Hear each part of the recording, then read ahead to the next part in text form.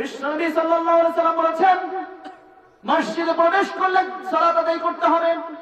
এমনকি জুমার দিনে বিশ্বনবী সাল্লাল্লাহু আলাইহি সাল্লাম বুখারীর কিতাবুল জুমা অধ্যায়ে চলে যান। জুমা অধ্যায় 931 নম্বর হাদিস। আল্লাহর নবী সাল্লাল্লাহু আলাইহি সাল্লাম খুতবা দিচ্ছেন, একজন সাহাবা মসজিদের মধ্যে প্রবেশ করলো। আল্লাহর নবী বলছেন, আসাল্লাইতু, সালাত পড়েছো কিনা? ক্বালা লা, কিলা লা, না পড়ে নাই। বললেন, কুম, ওঠো, 2 রাকাত সালাত পড়ো, তারপর বসো। আপনার ইমাম সাহেবের খুতবা কি মুহাম্মদ সাল্লাল্লাহু আলাইহি ওয়াসাল্লামের খুতবার চেয়ে বেশি মূল্যবান নাকি? না। বিশ্বনবী খুতবা দিচ্ছেন, তখন যদি সালাত পড়া যায়, আমার খুতবার সময়ও সালাত পড়া যাবে। যারা নিষেধ করবে তারা বিশ্বনবীর উম্মত নয়। কারণ আল্লাহ বলেছেন, ওমা কানা লিল মুমিনিনা ওয়াল মুমিনাতি ইযা কাযাল্লাহু ওয়া রাসূলুহু আমরান ইয়াকুনা লাহুমুল খিয়রা। আল্লাহ এবং তার রাসূল নির্দেশ দেওয়ার পরেও যদি কোন বিশ্বাসী নারী এবং পুরুষ এই ইখতিয়ার রাখে না যে নিজের পক্ষ থেকে সিদ্ধান্ত গ্রহণ করবে, ওমান ইয়াসিল্লাহু ওয়া রাসূলুহু ফাকাদ জাল্লা জালালাম মুবিনা। আল্লাহ এবং রাসূল কোন ব্যাপারে সিদ্ধান্ত দেওয়ার পরে সে ব্যাপারে যদি কোন বিশ্বাসী নারী বা পুরুষ ভিন্ন সিদ্ধান্ত দেয়, তাহলে সে আর মুসলমান থাকবে না, সে গুনাহ, সে কাফের হয়ে যাবে। সূরা আহজাব 33 নম্বর সূরা 36 নম্বর আয়াত 21 পারায় এসেছে। জান্নাতের মানুষের বৈশিষ্ট্য বলছিলাম। অতএব তোমাকে মসজিদে প্রবেশ করলে সালাত পড়তে হবে। সূর্য কোথায় আছে, কোথায় ডুবে গেছে দেখার সুযোগ নাই। মসজিদে ঢুকলে সালাত পড়তে হবে। ইমাম খুতবায় আছে কি যেখানে আছে দেখার সুযোগ নাই। ইমাম খুতবায় আছে কি গাল গল্পে লিপ্ত আছে তোমার দেখার সুযোগ নাই।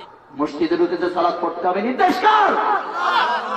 আমরা নবীর নির্দেশ মানবো না খাজা বাবার নির্দেশ মানবো? আমরা নবীর নির্দেশ মানবো না সংখ্যাগরিষ্ঠ মানুষের নির্দেশ মানবো? আমরা নবীর সাথে জান্নাতে প্রবেশ করতে চাইলে নবীর নির্দেশ মেনেই জান্নাতে যেতে হবে, কি বলেন? নবীরকে উপেক্ষা করে জান্নাতে যাওয়া যায় না, বরং জাহান্নাম নিশ্চিত হয়, কি বলেন? অতএব ভাইরা আমার, জান্নাতি মানুষের বৈশিষ্ট্য আরো পেলেন। এর আগে কয়টা পেলেন বলেন তো? কয়টা বলেছে এই পর্যন্ত বলেন তো? জান্নাতি মানুষের বৈশিষ্ট্য বা জান্নাতি মানুষের কার্যাবলী বর্ণনা করছিলাম, এক এক করে বলেন তো, একজন বলেন, তাহলে বুঝবো যে হ্যাঁ কথা বলছি, এখানে কষ্ট করে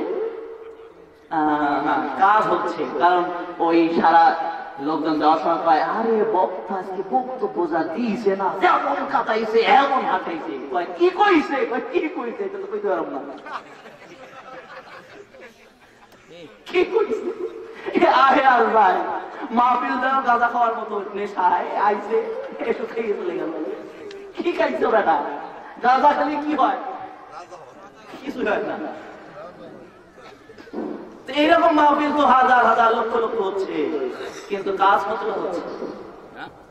এজন্য আমাদের মাহফিল এখন আর জিজ্ঞাসা করলাম না, বাকি যে হাদিসগুলো বলবো সেগুলো কিন্তু জিজ্ঞাসা করবো। আমি কিন্তু অন্য বক্তার চেয়ে ডিফারেন্স, এই জন্য আমার বক্তব্যের লোকজন কম হয়েছে এই জায়গায়। অন্য লোকজন দেখতেন হয়তো এই জায়গায় হাজার হাজার মানুষ হয়ে যেত, কিন্তু আমার নাম শুনলে একটু কম লোক হয়। কারণ জানবে যে এ তো জীবন মরণের ভয় নাই, যা মনে আসবে হাদিসের কথা এইটাই করবে, এই জন্য সমস্যা আছে। যাই হোক, এখন যেগুলো বলবো আপনারা এক এক করে কিন্তু আমি জিজ্ঞাসা করবো, সেগুলো কিন্তু বলতে হবে। কারণ এই জায়গায় আমি বলে যাব, আপনি কয় টাকা দিবেন আমাকে? এই হাদিস তো আমি দেখে দেখে বলতেছি না, আমি আপনাকে হাদিসের নাম্বার সহ বলছি, আপনি পড়ে দেখেন কেমন লাগে। পৃষ্ঠা নাম্বার আর লাইন নাম্বার বলা কতটা সহজ, আপনি এখানে পড়ে দুইটা হাদিস মুখস্থ করে এখানে বলে দেন কেমন লাগে। আপনি এভাবে শুনবেন, কিন্তু হাদিসকে মূল্যায়ন করবেন না। হাদিস আপনি শুনবেন আর ওই রকম বক্তাদের মতো চলে যাবেন, এইরকম শ্রোতা তো দরকার নেই। একজন শ্রোতা থাকবে, আমি বলবো ইনশাআল্লাহ, কিন্তু তাকে হাদিস মানার মতো যোগ্যতা থাকতে হবে, কি বলেন ভাই আমার? চলুন আমরা জান্নাতি মানুষের কার্যাবলীর দিকে চলে যাই। রাবি ইবনে কাব বলছেন, আমি আল্লাহর নবীর খেদমত করতাম। একদিন আল্লাহর নবী ঘুমাচ্ছেন, হঠাৎ ঘুম থেকে জেগে উঠলেন। আমি ওজুর পানি দিলাম, ওজু করলেন। দয়ার নবী দরদ লেগেছে অনেক। রাবিয়া, তুমি আমার কাছে একটু কিছু চাও, আমি আল্লাহর কাছে দোয়া করি। তখন বলছেন, ঠিক আছে, আপনি আমার জন্য দোয়া করুন যাতে করে জান্নাতে আপনার সাথে সাক্ষাৎ করে। সুবহানাল্লাহ। আর আপনারা আমার যদি বলতেন তাহলে কি বলতাম? ঢাকা শহরে 10 তলা একটা বাড়ির জন্য দোয়া করেন, 5 তলা দিব ভাড়া, আর 5 তলায় নিজেরা থাকুন, ঠ্যাঙের উপর পাতুরি দিয়ে জীবন চালাই দিব। কি করেন? আল্লাহর নবীর সাহাবারা ইবনে কাব, ঘরের ভিতর থেকে সূর্যের আলো দেখা যেত, চাঁদের আলো দেখা যেত।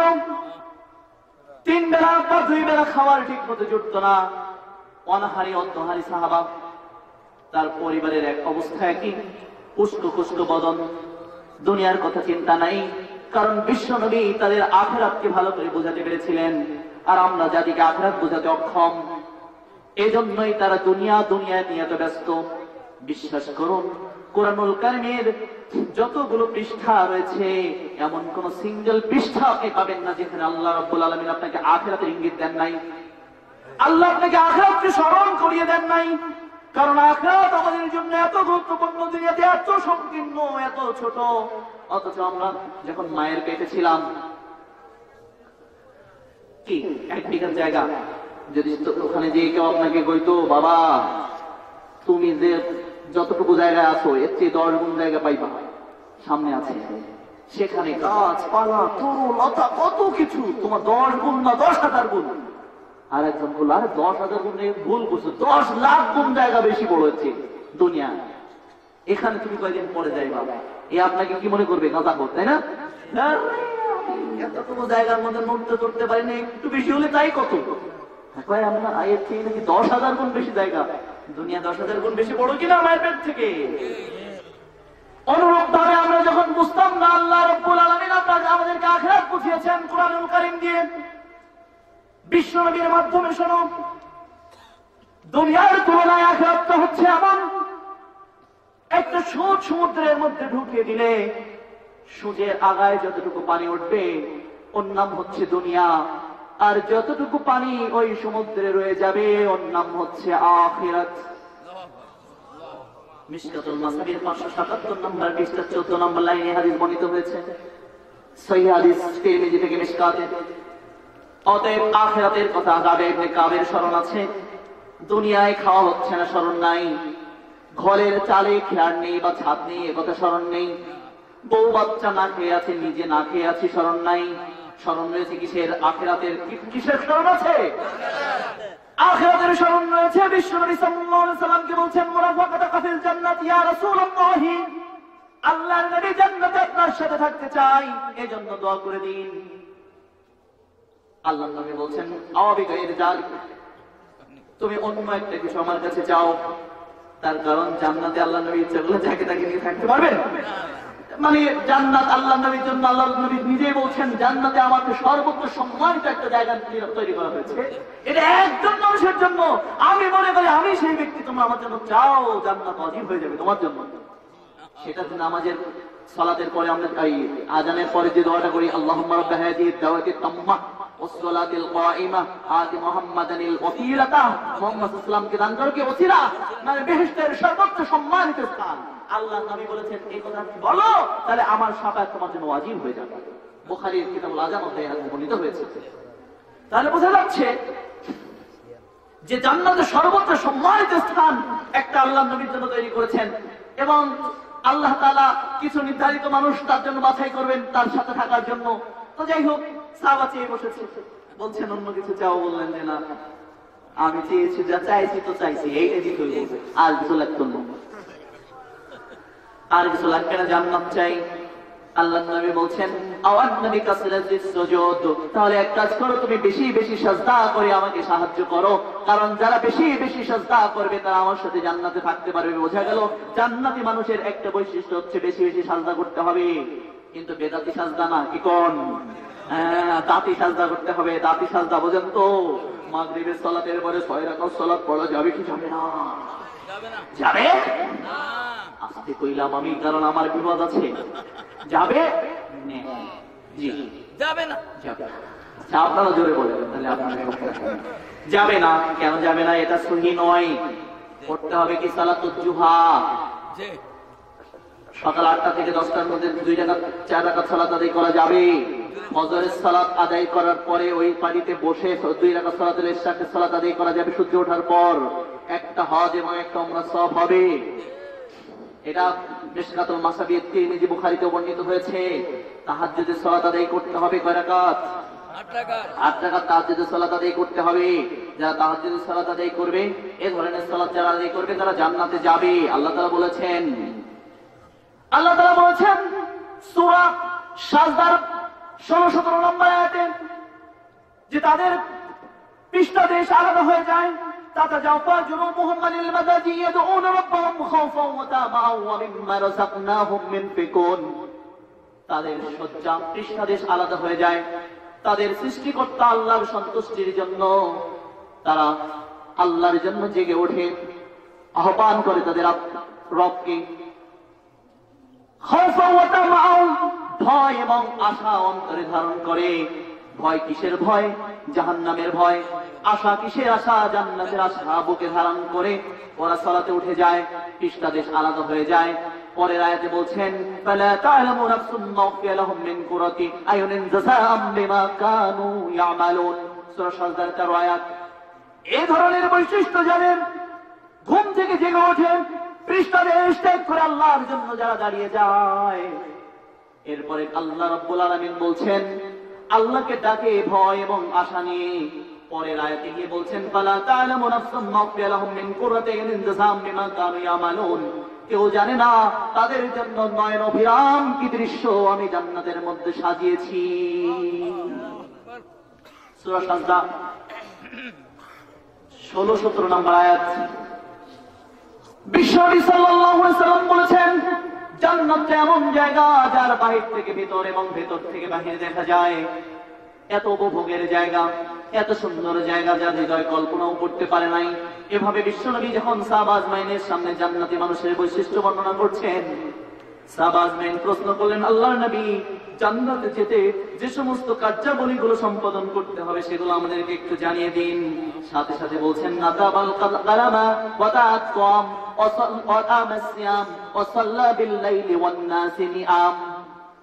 সুবহানাল্লাহ বলেন। বিশ্বনবী বলছেন তুমি যদি জান্নাতে অংশ হতে চাও তাহলে তোমার মুখের ভাষা নরম করো, তোমার মুখের ভাষা ভদ্র করো, তোমার মুখের ভাষা থেকে যেন আরেকজন কষ্ট না পায়। বিনয়ী মিষ্টি ভাষী হও। আমরা কি মিষ্টি ভাষী না কর্কশ ভাষী? কর্কশ ভাষী। কর্কশ ভাষী জান্নাতে যাবে না। যারা মিষ্টি ভাষী, মানুষকে কটাক্ষ করে কথা বলে না, মানুষকে গালমন্দ করে কথা বলে না, মানুষকে ভয় দেখিয়ে কথা বলে না, মানুষকে অপমান করে যারা কথা বলে না, মানুষের সাথে যারা ভদ্র ব্যবহার করে, সেটা দিনের ক্ষেত্রে হোক আর দুনিয়ার ক্ষেত্রে হোক, সেটা দিনের ক্ষেত্রে হোক। আপনি একজনকে বলে এক বেটা তুমি বেদাতি সেদাতি খেদাতি, এই কথা বললে লোকটাকে আপনার ওপর খেপে যাবে না, আপনাকে ভালোবাসবে। আপনি বলবেন ভাইজান এই আমলটা হাদিসে এভাবে এসেছে, এই আমলটা এভাবে এসেছে, এটা করলে বেশি ভালো হতো না। যদি লোকটা আসলে বিবেকবান হয় আপনাকে ভালোবাসবে, আর যদি না হয় আপনাকে তাকে বেদাতি সেদাতি তুমি জাহান্নামী এসব কথা বলা দরকার আছে? আপনি বিনয়ের সাথে বলবেন ভাই এটাই সহিহ হাদিস, এটা দাঈফ হাদিস, এটা মাউযু হাদিস, এটা প্রচলিত ইসলাম, এটা হচ্ছে প্রকৃত ইসলাম। প্রচলিত ইসলাম রাস্তার ধারে বইয়ের মধ্যে পাওয়া যায়, আর প্রকৃত ইসলাম কোরআনে পাওয়া যায়, হাদিসে পাওয়া যায়। আমরা কোরআন থেকে দেখেছি প্রকৃত ইসলাম, আমরা আমার নবীর হাদিস থেকে প্রকৃত ইসলাম জেনেছি, আপনাকে জানিয়ে দিলাম ভাইজান আপনি চেষ্টা করবেন এটা মানার জন্য। এর নাম বিনয়ী ভাব। আপনি কইলেন এ বেটা বেদাতি তুই এই এত সালাত পড়িস, এটা তোর জাহান্নামে যাবি, এ কথা বললে লোকটা আপনার উপরে খেপবে না? আপনাকে খেপানোর অধিকার কে দিয়েছে? আল্লাহ দেন নাই, নবীও দেন নাই। আপনি তাকে ভদ্রভাবে বলুন, সম্মান করে বলুন, মানুষ হিসাবে তাকে একটা সম্মান দিন, দেখবেন ইনশাআল্লাহ সে আপনাকে গ্রহণ করবে। কারণ আল্লাহ বলেছে তুমি বাতিলকে হক দিয়ে আঘাত করো, বাতিল শত্রু তোমার মিত্রে পরিণত হয়ে যাবে। সূরা ফুসিলাতের 35-36 নম্বর আয়াত আল্লাহ বলেছে। বলছিলাম জান্নাতি মানুষের কাছে বলি জেনে নাও, মুসলিম জাতি ভালো করে জেনে নাও, তোমার মুখের ভাষা যেন এমন না হয়ে যায় যে একটা ভাই তোমার থেকে কষ্ট পায়, একটা বোন যেন কষ্ট পায়, এমন কথা তোমার মুখ থেকে বের হবে না। যদি তুমি এভাবে মিষ্টি ভাষায় কথা বলতে পারো, বিশ্বনবী সাল্লাল্লাহু আলাইহি ওয়াসাল্লাম বলেছেন তুমি নিশ্চয় জান্নাতি। 2 নম্বর বলছেন ওয়াদাআত তুআম, মানুষকে খাওয়াতে হবে। কি করতে হবে? আমরা হুজুররা কিন্তু খালি খাই, খুলাই না খাই। কি খান আমরা যারা হুজুর, তাদের উচিত মুসল্লিদের মাঝে মধ্যে বাড়িতে ডেকে দাওয়াত করে খাওয়ানো। হুজুরদের জান্নাতে যাওয়া লাগবে কি লাগবে না? নাকি খালি মুসল্লিরা জান্নাতে যাবে? কি কোন হুজুরদের যাওয়া লাগবে। এই জন্য হুজুররাও মাঝে মধ্যে আমাদের এখানে যারা হুজুর আছেন, হুজুরদেরও অনুরোধ করবো মানুষকে খাওয়াতে হবে। যারা খাওয়ায় তারা কোথাকার মানুষ?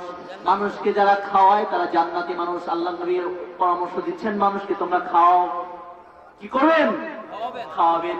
না একা খাবেন পেট পুড়ে, আপনার প্রতিবেশীকে খাওয়াবেন, অভুক্ত মানুষকে খোঁজ করবেন, খোঁজ করে খাওয়ানোর জন্য চেষ্টা করবেন। এবং আপনার আশপাশে যারা আছেন চেষ্টা করবেন তাকে একটু খাওয়ানো, যতটুকু পারেন আপনি খাওয়ানোর চেষ্টা করুন। খাওয়ানো মানুষ হচ্ছে জান্নাতি মানুষ, যারা মানুষকে এভাবে খাবার আহার উঠিয়ে দেয় ওরা হচ্ছে জান্নাতি মানুষ। কোথাকার মানুষ?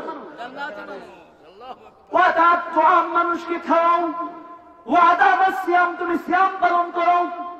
নিশ্চয়ই 12 রবিউল আউয়ালের সিয়াম নয়, কি কন? নিশ্চয়ই শবে মেরাজের সিয়াম নয়,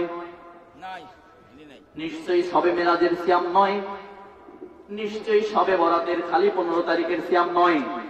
শবে বরাতে সিয়াম রাখতে হলে শাবান মাসের বেশি বেশি সিয়াম আল্লাহর নবী রাখতেন, এটা সুন্নাত, ঠিক আছে, কিন্তু খালি 15 দিনের 15 তারিখের সিয়াম ঠিক নাই, এ হাদিস সহিহ নয়। সিয়াম পালন করতে হবে কিন্তু বেদাতি সিয়াম নয়, দাতি সিয়াম। কি কোন? সহিহ সিয়াম পালন করতে হবে। সহিহ সিয়াম মানে মুহররমের 9-10 তারিখ বা 11 তারিখের সিয়াম। সহিহ সিয়াম মানে জিলহজ মাসের প্রথম 10-9 তারিখের সিয়াম অথবা আরাফার দিনের সিয়াম। সহিহ সিয়াম মানে প্রত্যেক মাসের 13, 14, 15 আরবি মাসের আয়ামে বেজের 13, 14, 15 তারিখের সিয়াম। সহিহ সিয়াম মানে বৃহস্পতি সোমবারের সিয়াম। সহিহ সিয়াম মানে একদিন পর পর সিয়াম। কি বলেন? একদিন পর একটা সিয়াম। আল্লাহর নবী বলছেন দাউদ আলাইহিস সালামের সিয়াম ছিল এটা, আল্লাহ বেশি পছন্দ করতেন ওনার সিয়ামটা, উনি একদিন সিয়াম রাখতেন, একদিন ইফতার করতেন।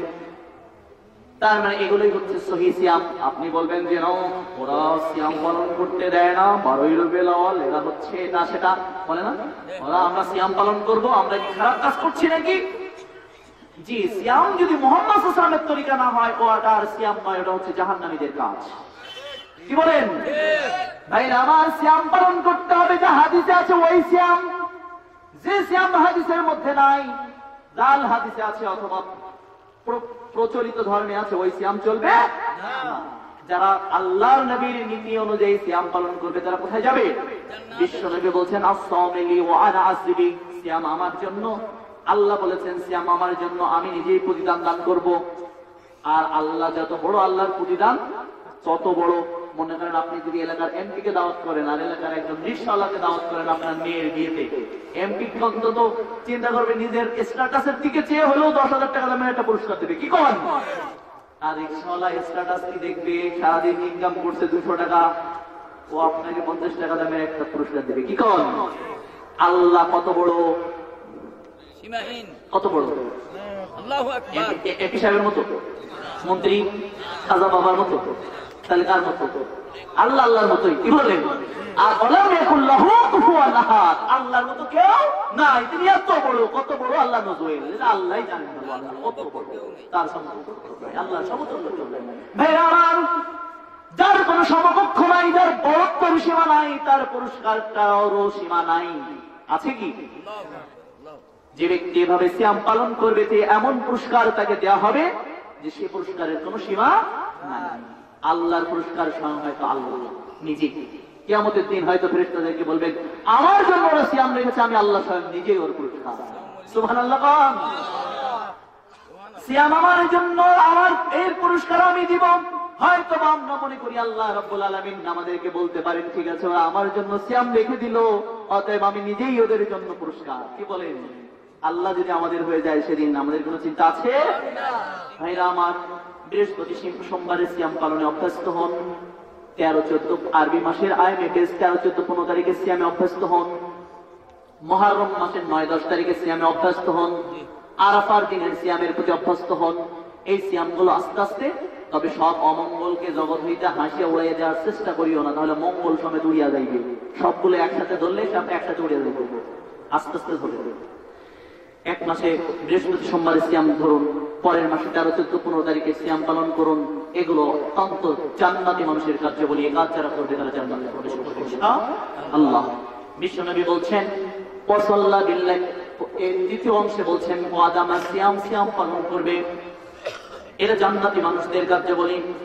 চতুর্থ নম্বরে বিশ্বনবী সাল্লাল্লাহু আলাইহি ওয়াসাল্লাম বলছেন ওয়াসাল্লা বিল্লাইলি ওয়ান নাসি নিয়াম, মানুষ যখন ঘুমিয়ে যাবে তখন তুমি সালাতে দাঁড়িয়ে যাও। মানুষ যখন কি করবে? মানুষ যখন ঘুমাবে তখন তুমি সালাতে দাঁড়াও। কিন্তু আমরা তো ঘুমাতে যাই 1টা বাজে। কি কর?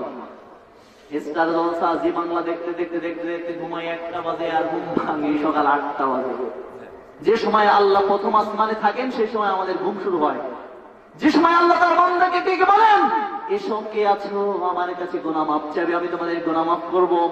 কে আছো রোগী, আমি তাকে শেফা দান করব। কে আছো রোগী, আমি তাকে শেফা দান করব। কে আছো অভাবী, আমি তোমাকে অভাব মেটাবো। ওই সময় আল্লাহ তোমাকে ডাক দিতে থাকেন, আর তুই নাক ডেকে ঘুমাতে থাকো। কার সুন্নাত পালন চলছে? বিশ্বনবী এশার সালাতের পর কথাবার্তা বেশি পছন্দ করতেন না। আপনি এশার সালাতের পরে কি করছেন? টিভি, ইন্টারনেট, ফেসবুক যেগুলো আছে এই নিয়ে আমরা পড়ে আছি। যে সময় আল্লাহ তাআলা প্রথম আসমানে চলে আসেন, আমাদের সামনে ইহুদি খ্রিস্টানরা এমন প্রযুক্তি উপস্থাপন করেছে মুসলমান জাতিকে বিধ্বস্ত করে দেওয়ার জন্য, আল্লাহর রহমত থেকে বঞ্চিত করবার জন্য। কি হয়েছে আজ? এগুলো আমাদের কাছে পিছতে ধরেছে। আল্লাহ যখন তার বান্দার সান্নিধ্যে চলে আসেন, তখন সে আল্লাহর সান্নিধ্য ছেড়ে দিয়ে ঘুমে, না হলে নিজেদের কর্মকাণ্ডে ব্যস্ত হয়ে যাবে। তাই জান্নাতি মানুষের বৈশিষ্ট্য হচ্ছে সাল্লাবিল লাইলি ওয়ান নাসি নিয়াম। মানুষ যখন ঘুমিয়ে যাবে তখন আমি কি করব? সালাতে দাঁড়িয়ে যাব। এটা হচ্ছে জান্নাতি মানুষদের বৈশিষ্ট্য। এই হাদিসটা বর্ণিত হয়েছে আবু দাউদের প্রথম খণ্ডে 676 নম্বর পৃষ্ঠার 8 নম্বর লাইনে, মিশকাতুল মাসাবি 944 নম্বর হাদিস এবং 1478 নম্বর হাদিসে এই হাদিসটা বর্ণিত হয়েছে। আল্লামা নাসিরউদ্দিন আলবানী রাহিমাহুল্লাহ এই হাদিসটাকে সহিহ প্রমাণ করেছেন। তার সিলসিলাতুল আহাদিস সহিহা, সহিহ হাদিসের কর্মধারা কিতাবে 589 নম্বর হাদিসে তিনি এই হাদিসের সংকলন করেছেন। অতএব সম্মানিত উপস্থিতি, আল্লাহর বান্দাগণ, আমরা আপনাদেরকে যেটা বলছিলাম, এক এক করে তাহলে হাদিসটার সারমর্ম আমরা বলি। এক নম্বর হচ্ছে আমাদের মুখের ভাষা কি করব? নরম করব। 2 নম্বর আমরা কি করব? মানুষকে খাওয়াবো, মানুষকে খাওয়াবো, দাওয়াত করবো মাঝে মধ্যে ভাইদেরকে। এটা আন্তরিকতা সৃষ্টি হয়ে যাবে। ভালোবাসবেন, ভাইদেরকে দাওয়াত করবেন, মাঝে মধ্যে খাওয়াবেন। 2 নম্বর। 3 নম্বর কি করব? নফল সিয়ামে অভ্যস্ত হব। 3 নম্বর কি করব? 3 নম্বরে নফল সিয়ামে অভ্যস্ত হতে হবে। 4র্থ নম্বরে বিশ্বনবী সাল্লাল্লাহু আলাইহি ওয়াসাল্লাম বলেছেন, মানুষ যখন ঘুমন্ত থাকবে, এটাই তোমার জন্য সুবর্ণ সুযোগ আল্লাহর জন্য দাঁড়িয়ে যাওয়া। তুমি আল্লাহর জন্য দাঁড়িয়ে যাও, সালাত আদায় করো, তাহাজ্জুদের সালাত আদায় করতে হবে। এই কাজগুলো হচ্ছে জান্নাতি মানুষের কাজ। কাদের কাজ? আল্লাহর নবীর ওই হাদিসে চলুন আবার ফিরে যাই। মনে আছে প্রথম হাদিস যেখানে এসেছিলাম, বুখারী থেকে বর্ণনা করছিলাম, বিশ্বনবী বলেছেন, যারা আমার অনুসরণ করবে তারা জান্নাতে প্রবেশ করবে, যারা আমার আনুগত্য থেকে বের হয়ে যাবে তারা কোথায় যাবে? জান্নাতি মানুষের বৈশিষ্ট্য বেশ কিছু বললাম, চলুন আরেকটু জাহান্নামের দিকে যাই। আল্লাহর নবী বলছেন, খলিফুল মুশরিকিন আফুশ শারব ওয়াফুল লিহা। আব্দুল্লাহ ইবনে ওমর বলছেন, আল্লাহর নবী বলেছেন, রজুলাতুম মিনান নিসাই বাদটা বাকি আছে, চলুন ওই ব্যাখ্যাটা চলে যাই। যে 3 শ্রেণীর মানুষ জাহান্নামী, তার মধ্যে একটা দায়ুস ব্যাখ্যা করেছে, তাই না? মনে আছে তো দায়ুস কারা? 2 নম্বর রজুলাতুম মিনান নিসাই, পুরুষ মার্কা মেয়ে লোক। কোন মার্কা? পুরুষ মার্কা মেয়ে লোক। এ হচ্ছে জাহান্নামী, চিরস্থায়ী জাহান্নামী, জীবনে জান্নাতে যেতে পারবে না। পুরুষ মার্কা মেয়ে লোক কি? বুখারী 5885 নম্বর হাদিস দিয়ে বোঝাই। বিশ্বনবী বলছেন, ইন্নাল মুতাশাব্বিহিনা মিনান নিসাই বির-রিজাল ওয়াল মুতাশাব্বিহাতি মিনান নিসাই বির-রিজালি। আল্লাহ লানত করেছেন, বিশ্বনবী লানত করেছেন ওই পুরুষের উপর। কার উপর? পুরুষের উপর লানত করেছেন যে নারীর মতো বেশ ধারণ করে, আর ওই নারীর উপর লানত করেছেন যে পুরুষের মতো বেশ ধারণ করে। যে নারী পুরুষের শার্ট, পুরুষের প্যান্ট, পুরুষের জুতা, পুরুষের মতো চুল কাটা, এই মহিলারা কোনোদিন জান্নাতে যাবে না। আল্লাহর নবী লানত করেছেন ওদের উপর। অনুরূপ ভাবে যে পুরুষ মহিলার মতো বেশ ধারণ করে, সে আর জান্নাতে যাবে না, সে যত বড় আহলে হাদিস হোক না কেন। কি বলেন? যত বড় পীর সাহেব হোক না কেন, যত বড় হাজি, যত বড় গাজী, যত কোটি টাকা, যত লক্ষ মসজিদ তৈরি করে দেখ না কেন, মরার তলে, মরার পরে যদি স্বয়ং কারার তলে অত কবর দেওয়া হয়, রক্ষা হবে না। এ দেখেন হাদিস, আল্লাহর নবী সাল্লাল্লাহু আলাইহি সাল্লাম বলছেন যে রজুলাতুম মিনান নিসাই, পুরুষ মার্কা যে মহিলা ওর আর রেহাই নেই, ও জাহান্নামে যাবেই। যে পুরুষের আর পুরুষ মার্কা মহিলা, যে পুরুষ মহিলার আকৃতি ধারণ করে, মহিলার বেশ ধারণ করে, কোন না কোনো ভাবে মহিলার সাথে সাদৃশ্যতা বজায় রাখে, তারা আর জান্নাতে যাবে না। আপনারা কত দিবেন, এ কতটা আমি দিব না। যে পুরুষ কিভাবে নারী হয়, নারী তো পুরুষ হয় বুঝলাম, যে পুরুষ মার্কা মহিলা বলতে পুরুষের মতো প্যান্ট পরে, পরে না, শার্ট পরে, টি শার্ট পরে, চুল এভাবে ছোট ছোট করে কেটে রাস্তা দিয়ে ঘুরে বেড়ায়, জুতো পুরুষের জুতা পরে বেড়ায়, ওরা জান্নাতে যাবে না।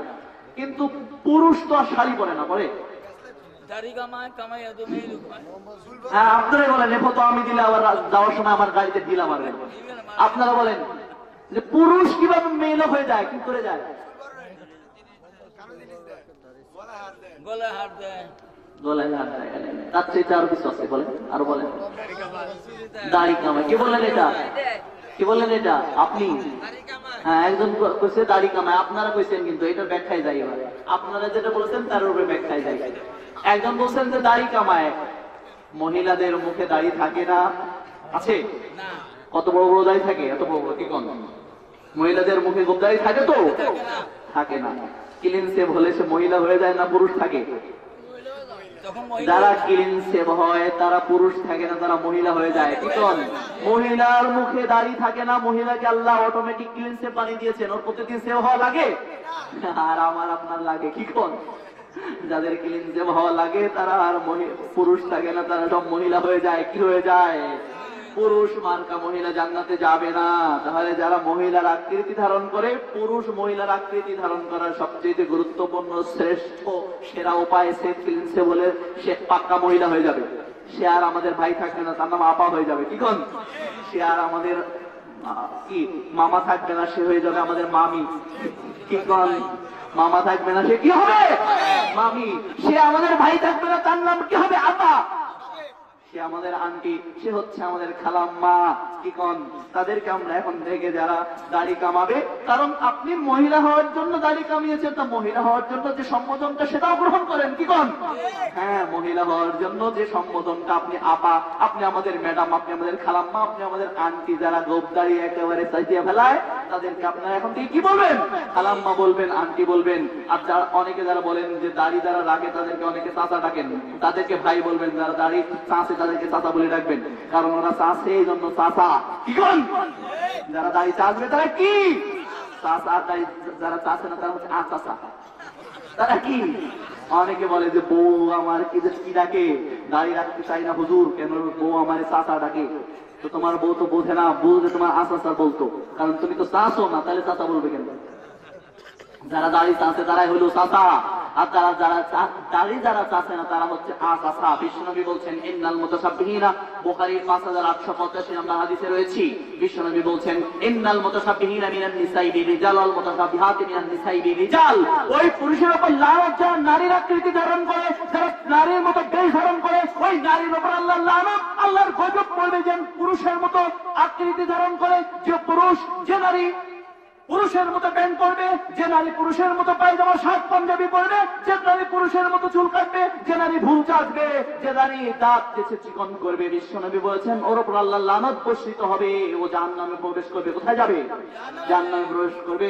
তদ্রূপ ভাবে একটা পুরুষ যখন মহিলার কোন আকৃতি ধারণ করবে, তার উপর আল্লাহর লানত বর্ষিত হবে। আল্লাহর নবী বলছেন খলিফুল মুশরিকিনা, তোমরা মুশরিকদের বিরোধিতা করো।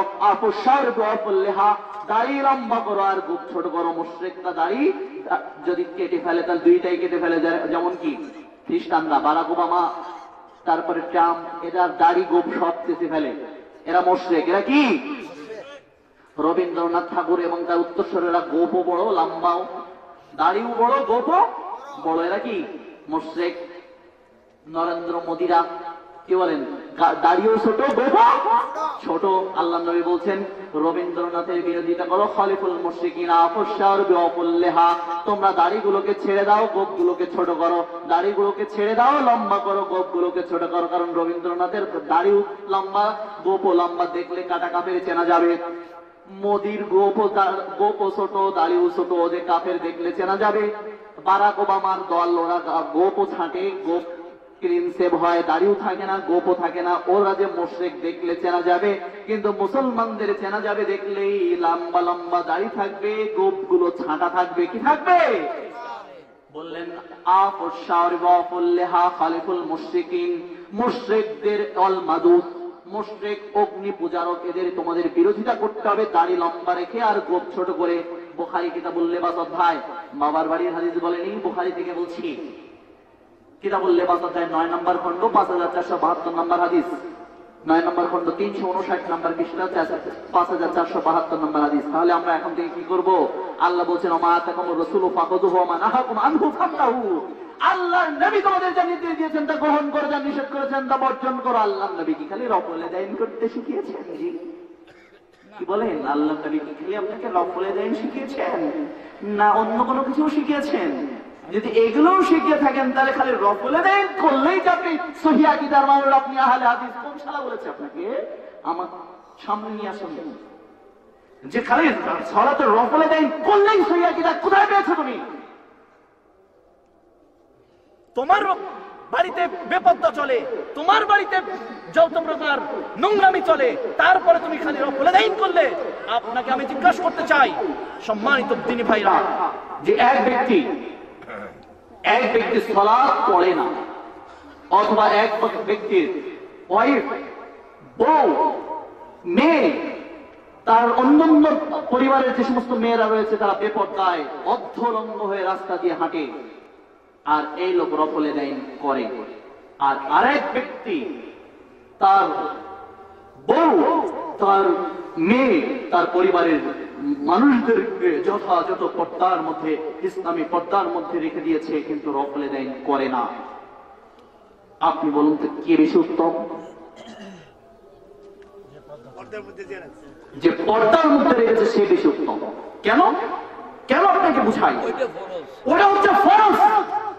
রফলে দাইন না করলে জাহান্নামে যাবে এমন কোন হাদিস আপনি দেখাতে পারবেন না। রফলে দাইন সালাতের গুরুত্বপূর্ণ একটা রুকন আপনি করেন, সহিহ হাদিস আমিও করি, আগে করতাম না এখন করি, নিয়মিত করি। সুবিধাবাদী জিন্দাবাদ তাও না, আবার যে যে জায়গায় রফলে দাইন চলে সেখানে যে করি, আর যেখানে চলে না সেখানে করি না, তাও না, করি আলহামদুলিল্লাহ। আপনাদেরকেও বলছি সহিহ হাদিস। কিন্তু যারা রফলে দাইন করে না তারা তো কাফের নয়। কি কন? আপনি তো তাদেরকে কাফের, মুশরিক, বেদাতি, সিদ্ধাতি কত কিছু বলে বেড়াচ্ছেন, অথচ আপনার বাড়িতে পর্দার খোঁজ নাই। আপনার বাড়িতে জি বাংলা চলে, আপনার বাড়িতে টি বাংলা চলে, আপনার বাড়িতে স্টার জলসা চলে, আপনার মেয়ে যেভাবে ইচ্ছা সেভাবে যায়। আপনি দাড়ি ছাটেন, আপনি দাড়ি কাটেন, আপনি টাকনুর নিচে কাপড় পরেন, কে বলেছে আপনাকে আহলে হাদিস? আপনি পৃথিবীর সবচেয়ে বড় খবিস। জি, জেনে নিন আপনি। সম্মানিত দিদি ভাই, আরো বলছি, আপনার সন্তানকে আপনি শুরু থেকে শিরিক শেখান। সেদিনকে গিয়েছি দিনাজপুরে, আমার সফর সঙ্গী খালেদ আল মাহমুদ আমার ডান পাশে বসে আছেন, আমাকে হঠাৎ করে বলল যে সাহেব আপনি কিন্তু আজকে শিরিকের উপর আলোচনা করবেন, ভালো করে বুঝবেন, বিশাল বড় আয়োজন। সাহেব আপনি শিরিকের উপর আলোচনা করবেন। তা ভালো, শিরিকের উপর আলোচনা হবে। এখন বলে যে তার মেয়েকে, খালেদ ভাইকে দেখালো যে তার মেয়ে, বলে দেখে কপালের উপর লম্বা লম্বা দুইটা কালি দিয়ে টিপ দিয়ে রাখছে। কপালে টিপ দেয় কেন? কালো টিপ, কালী পূজা করার জন্য। কারণ মেয়েকে যাতে ভূতে না ধরে, মেয়েকে যাতে বদনজর না লাগে, মেয়ে যেন ভূতে না ধরে, মানুষের বদনজর না লাগে, এই জন্য কপালে টিপ দিয়েছে। ছাগল কোথাকার! কপালে টিপ দিয়ে যে তুমি কালী পূজা করেছো। ইবনে মাজাহ 3059 নম্বর হাদিস, আল্লাহর নবী বলেছেন আমার জীবনে 3টা ভয়ের মধ্যে একটা ভয় হচ্ছে আমার উম্মতের আলেম ওলামা নষ্ট হয়ে যাবে। 2 নম্বর বলেছেন আমার উম্মতের একটা দল মুশরিকদের সাথে মিশে যাবে। 3 নম্বর বিশ্বনবী বলেছেন আমার উম্মত মূর্তি পূজা শুরু করে দেবে। কিছু দল, কিছু অংশ মুশরিকদের সাথে মিশে যাবে। এটা তো হিন্দুদের ধর্ম যে কালী তোমাকে রক্ষা করতে পারে। কি বল? মুসলমানদের রক্ষা করে কে? আপনার বাচ্চা পড়তে জানে না কোরআন, আপনি তাকে আয়াতুল কুরসি পড়ে ফুটিন, সারাদিন আপনার বাচ্চার জন্য একটা ফেরেশতা আল্লাহ তাআলা রেডি করে দিবেন, বিনা টাকায় তাকে পাহারা দিবেন। আপনি গালি দিচ্ছেন কেন? আপনি শিরিক বলতে কি বোঝাচ্ছেন? আপনি আবার নাকি জন্মগত বলে আহলে হাদিস দাবি করেন। আপনি তো সবচেয়ে বড় মুশরিক, শিরিক করে মুশরিক হয়ে গেছেন। খালি মাজারে গেলেই শিরিক হয় না, খালি পীরের কাছে গেলেই যে শিরক হয় তা নয়। আপনি যে কপালে কালি দিয়েছেন, এই কালির মাধ্যমে সাহায্য চেয়েছেন, আপনি মুশরিক হয়ে গেছেন। তওবা করে নতুন করে কালেমা পড়ে মুসলমান হওয়া ছাড়া কোনো পথ নাই। কারণ মুসলমান, অথবা আপনি আপনার বাচ্চাকে সূরা ফালাক, সূরা ইখলাস পড়ে দিন। যে পড়তে জানে না, যে পড়তে জানে সে পড়বে। আয়াতুল কুরসি পড়লে সারা রাত তার দ্বারে শয়তান আসবে না, ফেরেশতা ডিউটি করবে, বিনা টাকায় ডিউটি করবে। দিনে পড়লে সারাদিন আপনার জন্য ডিউটি করবে। যদি বাচ্চা হয় পড়তে না জানলে আপনাকে পড়ে দিন, আপনি পড়তে বললে সারাদিন পড়ুন। অথচ মুসলমান হাতে রাখে লোহা, কপালে দেয় হলুদ, বাইরে বের হওয়ার সময় নাউযুবিল্লাহি মিন যালিকা, আবার মুসলমান দাবি। আরেক জায়গায় গেলাম, বিরাট বড় আহলে হাদিস, যে দেখলাম বিয়ে করেছে, বউকে রেখেছে সামনে, এলাকার সমস্ত বন্ধু বান্ধবকে দেখাচ্ছে বউ। আহারে আমার আহলে হাদিস, বউ সামনে রেখে দিয়েছে, বউকে এলাকার লোকের, বউ কি তোমার জাতীয় সম্পত্তি নাকি? কি কোন বউকে জাতীয় সম্পত্তি না, তোমার একার সম্পত্তি আল্লাহ দান করেছেন। বউ কি তোমার বন্ধুর সম্পত্তি? তাহলে বন্ধু যেহেতু দেখাচ্ছ, বন্ধুরও তো ভালো লেগেছে। যদি না দেখাতো বন্ধুর হয়তো লোভ লাগতো না, যেহেতু ভালো লেগেছে তো প্রত্যেকদিন একদিন রাত্রে তার কাছে পাঠাও না কেন? কি কন? তুমি যদি এতই বন্ধুকে ভালোবাসো তাহলে প্রত্যেকদিন এক এক বন্ধুর কাছে এক এক রাত্রি থাকবি, যা। কি কন? আহারে আহলে হাদিস, বউকে দেখাচ্ছে সামনে, দাঁড় করে রেখে মানে বন্ধুদেরকে সকলকে একত্রিত করে বউকে দেখাচ্ছে। আবার বউ এসে বন্ধুদের সামনে বলছে, সাইকুম ভাইয়া, সাইকুম ভাইয়া, সাইকুম। চুলগুলো সামনে বেঁকে রেখে তারপরে ভাইয়ারা বলে, আরে ভাবি আপনার চুলগুলো তো ভারী সুন্দর। তখন কয়, আরে ভাই পড়তে পড়তে তো শেষ, চুল তো উঠতে উঠতে শেষ, এখন তো এই আছে। হ্যাঁ,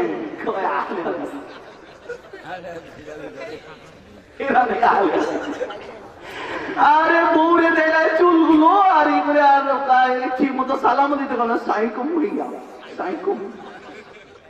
এদিক থেকে হাত ওঠায় আর ভিতর থেকে সব বন্ধুরা দেখে নেয়, আমার হাত ওঠায়, সাইকুম ভাইয়া, সাইকুম। আহলে হাদিস। আর ভাইয়াকে হয় ওরা উত্তর দিতে জানে না। ওনাকে বিশ্ববিদ্যালয় থেকে মাস্টার্স পড়েছে, সালামের উত্তরও শিখে নাই। ওয়ালাইকুম সালাম না ওয়ালাইকুম আসসালাম, কি হবে? সাইকুম না আসসালামু আলাইকুম। কি ওরা মুসলমানদের সালাম দিয়েও ঠাট্টা করে, আবার আহলে হাদিস দাবি করে। কি কন? প্রিয় বন্ধুগণ, এভাবেও জীবন চলে, আহলে হাদিস হয়ে যায় না। আহলে হাদিস দাবি করে আল্লাহর দ্বীন ছেড়ে দিয়ে অনেক দিনের সাথে যে লিপ্ত হয়।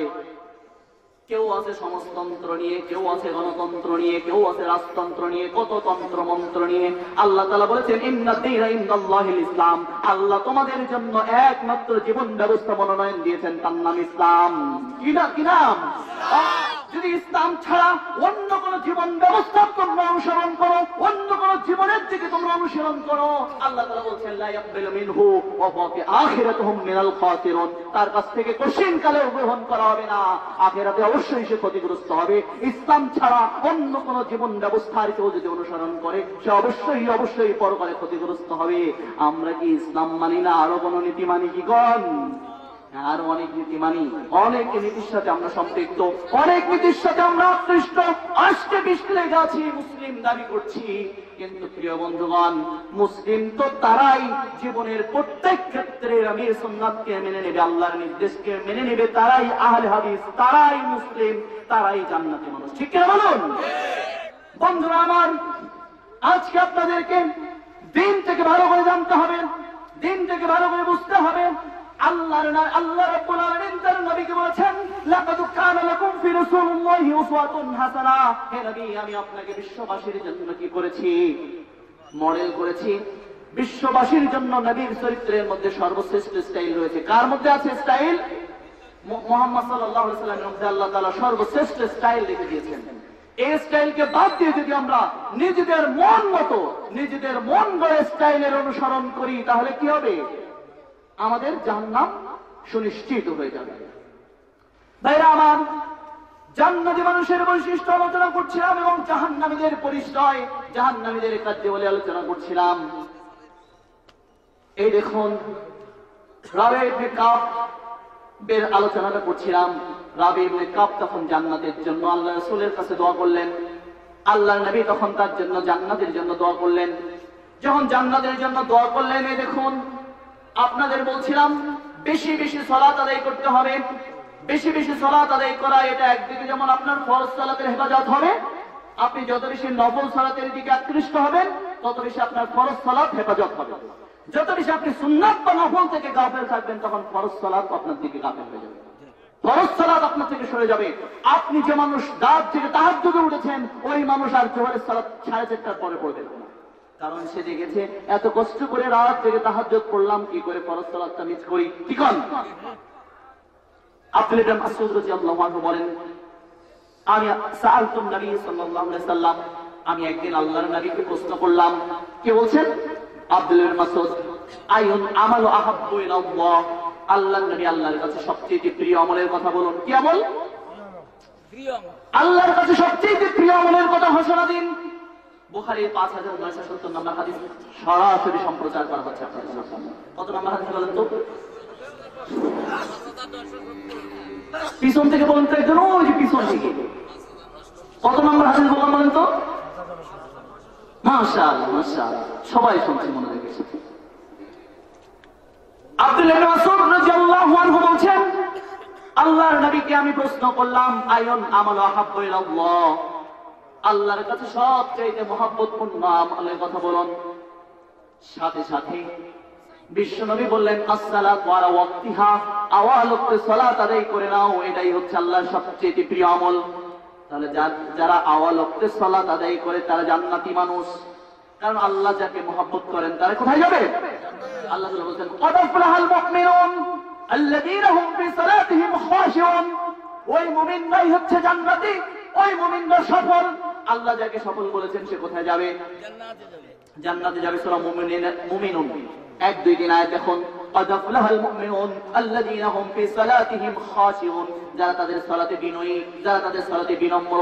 একদিকে নবীর সিদ্ধান্ত পেলাম কি, যে আওয়াল ওয়াক্তে সালাত আদায় করতে হবে। কোন ওয়াক্তে করতে হবে? আওয়াল ওয়াক্তে সালাত আদায় করতে হবে। আমার সালাতে রক্ত হয়ে গেছে, আমি দুনিয়ার কর্মকাণ্ডে ব্যস্ত থাকবো, এটা মুসলমানদের কাজ নয়। দেখুন সূরা নিসা 4 নম্বর সূরার 103 নম্বর আয়াতে কারিমার মধ্যে আল্লাহ রাব্বুল আলামিন বলছেন, ইন্নাস সালাতা কানাত আলাল মুমিনিনা কিতাবান মাওকুতা, নিশ্চয়ই নির্ধারিত সময়ের জন্য, নিশ্চয়ই নির্ধারিত সময়ের মধ্যে সালাত আদায় করা আমি মুমিনদের জন্য ফরজ করে দিয়েছি। ইন্নাস সালাতি কানাত আলাল মুমিনিনা কিতাবান মাওকুতা, নিশ্চয়ই নির্ধারিত ওয়াক্তের মধ্যে, নির্ধারিত সময়ের মধ্যে সালাত আদায় করা আমি মুমিনদের জন্য কি করেছি? ফরজ করেছি। কি করেছি? সালাত ফরজ, এক ফরজ। সালাত এক ফরজ, আর সালাতটাকে নির্ধারিত সময়ে পড়ার একটা ফরজ। একের মধ্যে 2 ফরজ। কয় ফরজ? আর জায়গায় বলুন, একের মধ্যে 2 ফরজ। সূরা নিসা 4 নম্বর সূরার 103 নম্বর আয়াত বলছি, 4 নম্বর সূরার 103 নম্বর আয়াত। সালাত হচ্ছে এক ফরজ, আর ওই সালাতটা নির্ধারিত ওয়াক্তে পড়া আরেক ফরজ। ভালো করে জেনে নাও উপস্থিতি। আল্লাহ রাব্বুল আলামিন সরাসরি বলছেন নির্ধারিত ওয়াক্তের মধ্যে পড়া ফরজ। এবার নির্ধারিত ওয়াক্তে পড়তে গিয়ে আপনি চিন্তা করছেন, কি চিন্তা করছেন? যেটাই তো জোহরের সময় 12টা বেজে 12:30 বেজে গেছে, দ্রুত সালাত আদায় করে নিন। অনেক লোকজন বসে আছে, এবারে সালাত আদায় করেছেন সিডরের গতিতে, কিভাবে মোরগ ঠোকানোর মতো ঠক ঠক দিয়ে সালাত আদায় করে নিয়েছেন। এ সালাত হবে না। আল্লাহ রাব্বুল আলামিন বলছেন, ক্বাদ আফলাহাল মুমিনুন আল্লাযীনা হুম ফি সালাতিহিম খাশিউন, যারা তাদের সালাতে বিনয়ী, যারা তাদের সালাতে বিনম্র, যারা তাদের সালাতকে যথাযথভাবে সুন্দরভাবে আদায় করে খুশুর সাথে, তারা জান্নাতি। সূরা মুমিনের 1-2-3 আয়াত। তাহলে বুখারীর 5970 নম্বর হাদিসে ছিলাম, বিশ্বনবী বলছেন, আসসালাতু আলা ওয়াক্তিহা, আওয়াল ওয়াক্তে সালাত আদায় করে নাও, এটা আল্লাহর অনেক প্রিয় আমল। আব্দুল্লাহ ইবনে মাসউদ বলছেন, তখন আমার ভালো লাগলো। আল্লাহর নবীকে আবার প্রশ্ন করলাম, আরেকটা আমলের কথা বলবেন? কে বলছেন? কে বলছেন? বলছেন আল্লাহর নবী আরেকটা আমলের কথা বলবেন?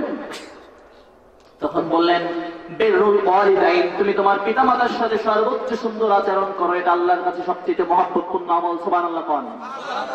আমরা কি পিতামাতার সাথে ভালো ব্যবহার করি না? কই? ওই তুমি বুঝনি, হ্যাঁ, আপনি এখন ব্যারিস্টার, আপনি এখন ইঞ্জিনিয়ার, আপনি এখন ডাক্তার, আপনার বাবা মা এখন আর কিচ্ছু বোঝে না। এই তুমি এখন কি বুঝবা এগুলো?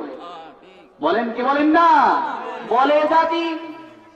আল্লাহর নবী বলছেন, আম্মার ইবনে ইয়াসির রাদিয়াল্লাহু আনহু قال قال رسول الله صلى الله عليه وسلم رضا الرب ورضا الوالدين ولا سقطه في سقطهم।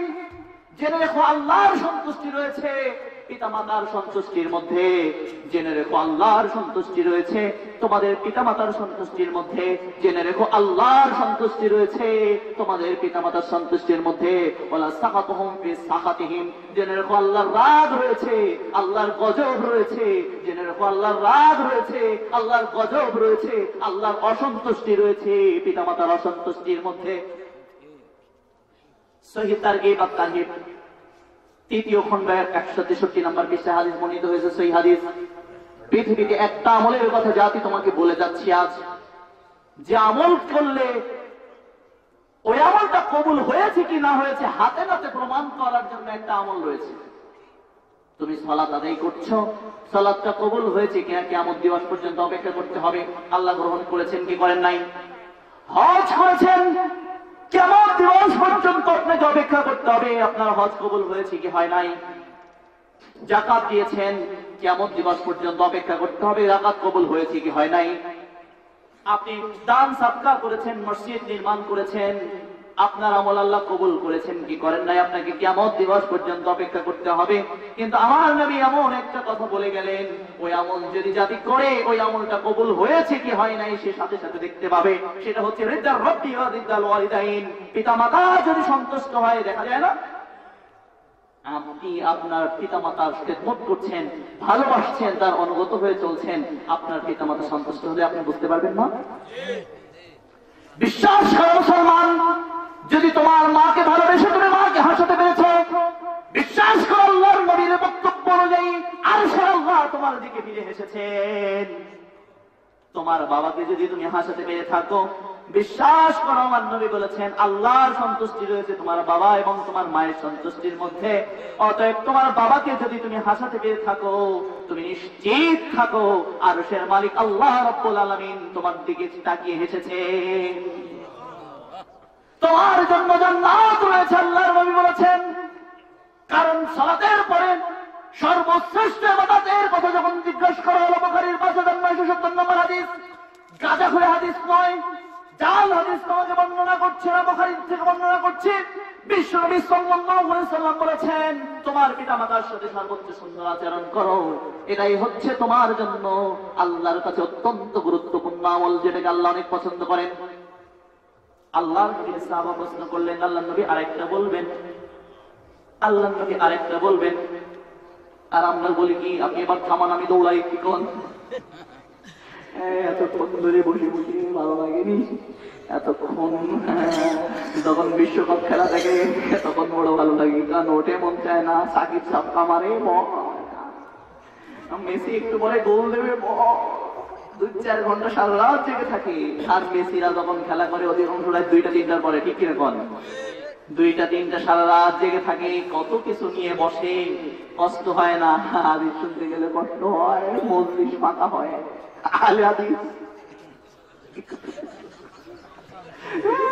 মাথায় ঘুমাবে, নরম বালিশ, তারপরে ম্যাডাম আছে, ঘুমাবো। হাদিসের কথা ভালো লাগে না, আহলে হাদিস। আরে বেটা, আমি মানলাম তুমি হাদিসগুলো সব জানো, কিন্তু আমার আল্লাহ বলেছেন যখন তোমার সামনে কোরআনের আয়াত তেলাওয়াত করা হয় ওদের ঈমান বেড়ে যায়। তুমি কি মনে করো তোমার ঈমান মুহাম্মদ সাল্লাল্লাহু আলাইহি ওয়াসাল্লামের চেয়ে বেড়ে গেছে? তুমি সব জানো, তারপরে বসে শুনলে ঈমান বাড়বে। সূরা আনফাল 1-3 আয়াত, 8 নম্বর সূরা 1-3 আয়াত। আল্লাহর নবীর কথা বললে ঈমান বাড়বে, আল্লাহর কোরআনের কথা বললে ঈমান বাড়বে। তুমি যখন বসে শোনো, ঠিক কিনা বলুন? আল্লাহ বলেছেন ঈমান বাড়বে।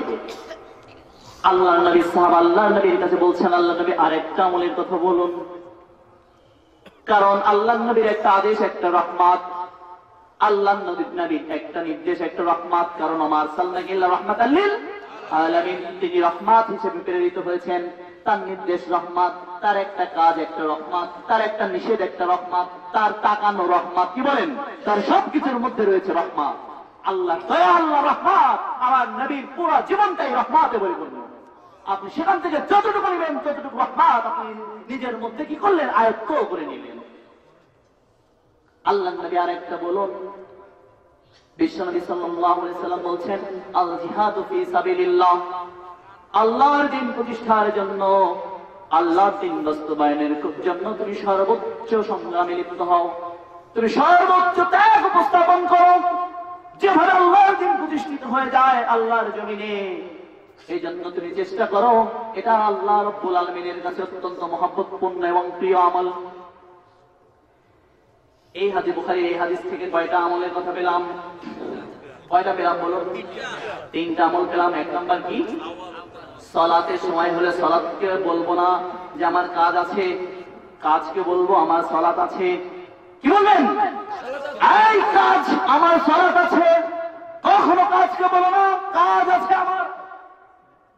কারণ আল্লাহ রাব্বুল আলামিন বলেন, ওমা খালাকতুল জিন্না ওয়াল ইনসা ইল্লা লিয়াবুদুন, আমি জিন এবং মানুষকে অন্য কোন কারণে সৃষ্টি করিনি আমার ইবাদত ছাড়া।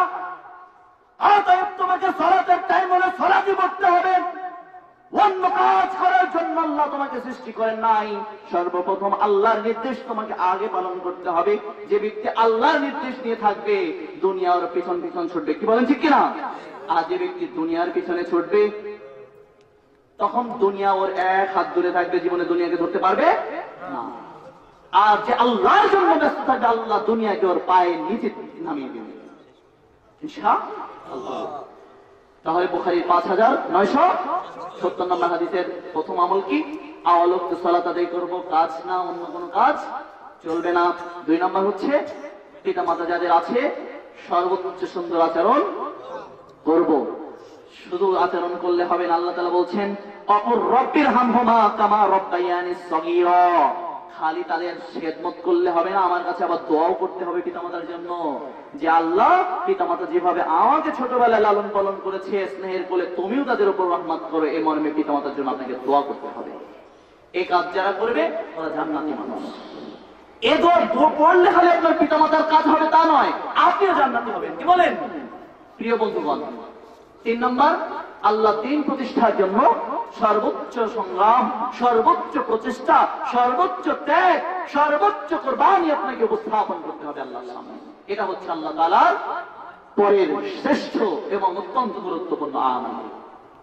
অতএব প্রিয় বন্ধুগণ, দীর্ঘক্ষণ বসে আছেন, আর বেশ অনেকগুলো বিষয় রয়েছে, তারপরও আমি আর চাচ্ছি না যে আপনাদের আর কষ্ট দিতে। আল্লাহ আপনাদেরকে দয়া করুন, আল্লাহ আপনাদেরকে রহমত করুন, আল্লাহ আপনাদেরকে সাহায্য করুন, আল্লাহ আপনাদের আগামী দিন যেটা আল্লাহ তাআলা আপনাদের কল্যাণের যেখানে থাকেন আল্লাহ আপনাদের কল্যাণের উপর রাখুন। আল্লাহর কাছে আপনাদেরকে সুপর্দ করছি। প্রিয় ভাইয়েরা, কোনো কষ্ট দেওয়ার জন্য কোনো কথা আমি বলিনি। বন্ধুগণ, যাতে একসাথে সকলে জান্নাতে থাকতে পারি, তাই আল্লাহর জন্য কিছু কথা বলেছি। যদি কষ্ট পেয়ে থাকেন আমাকে আন্তরিকভাবে ক্ষমা করবেন। আপনাদের যেখানে থাকুন আল্লাহর রহমতের তলে আপনারা থাকুন, সেই দোয়া করছি।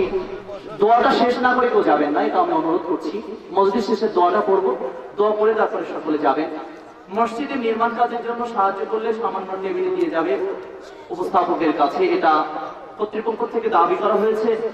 মসজিদের নির্মাণের জন্য এটা আপনাদের মুসলমানদের অত্যন্ত জরুরি যে মুসলিম মসজিদ নির্মাণের একটা সর্বশেষ একটা হাদিস বলি, এই যে মাতাল ইনসান ইনকাতা আনহু আমালাহু, মানুষ যখন মরে যাবে তার আমলের দরজা বন্ধ করে দেওয়া হবে।